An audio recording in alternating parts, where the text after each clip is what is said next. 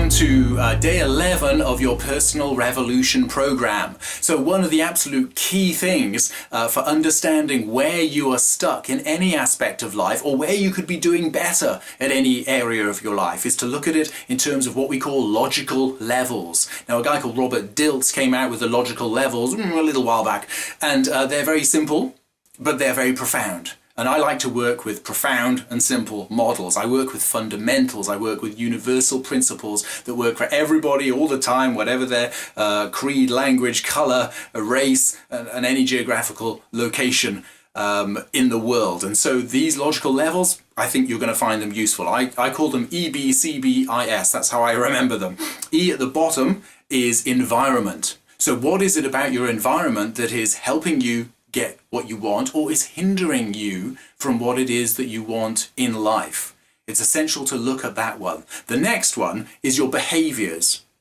And your behaviors are, what are you doing in your environment? Now, it may be that there's a problem in the environment, but let's not immediately assume that is where it is. Let's just look at it plainly. And then let's actually say, well, what about my behaviors is causing the situation to be perpetuated as it is? What change in my behaviors could bring a change in the level of fulfillment in my life? So EB, we're covered off there.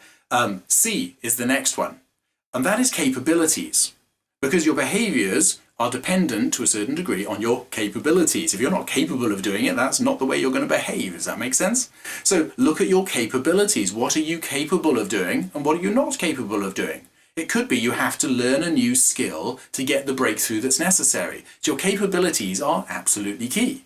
E.B.C.B.I.S. The next one up is another B, because your capabilities are actually dictated to a large degree by your beliefs. What you believe you're capable of doing, you are very likely to be capable of doing. So what is it that you really believe about yourself, about your situation, about your capabilities, about your behaviors? Your beliefs are really, really key. And I have a specific exercise that we're going to touch on later in another day about how to uncover some of those core beliefs. Your beliefs then will cascade down through all the other areas as well. Your capabilities, your behaviors, your environment. If you do something that affects beliefs, it brings about a change in a whole number of other areas of your life. So you can see these are logical levels. We're going up and up and up. E.B.C.B.I. is identity. And that's why so much of what I work on with people and that you've been listening to in the previous days is an identity type of issue. Because if we bring about a change at the level of identity, it cascades all the way down. If you see yourself as being more of an archetypal sovereign character, it changes the beliefs that you have about yourself. It cascades down to the area of beliefs, which then affects your capabilities, then affects your behaviors, then affects your environment. You see the way that that works. It's like a waterfall from the top.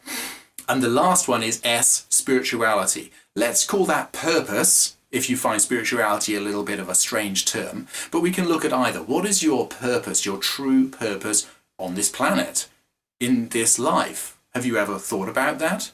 Because if you don't have a sense of real purpose, then pretty much what are you doing?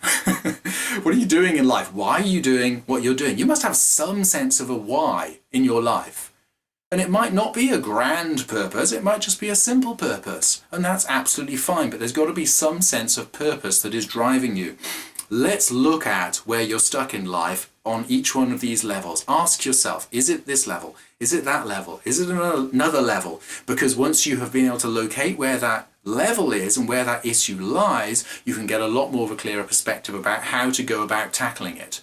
If you think the issue's in your environment and actually it's in your beliefs, then you're going to do all you can to change your environment, and you're going to carry the beliefs forward as they are, and nothing's going to change. Or you move from one relationship to another because you believe it's the environment or it's the behaviors of the other person rather than your behaviors, and really you need to be looking at, your behaviors in that situation.